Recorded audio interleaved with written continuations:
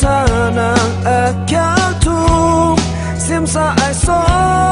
ni upside ngeslumpe na prape ngai makop makana na prape ngai manushitanga simsa ai so ni upside na slumpe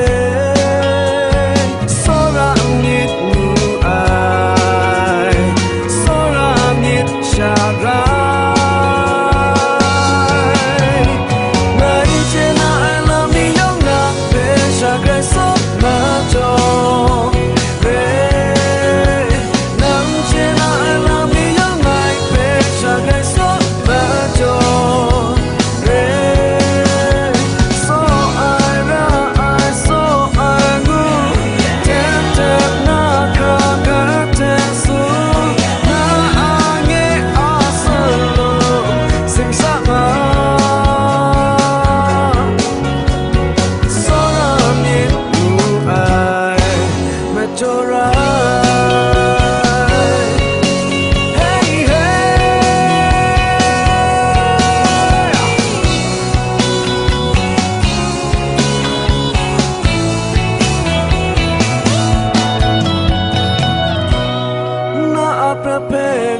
makop makanan na aprape ngai manusia tangan simsa ai somi upside na selumpe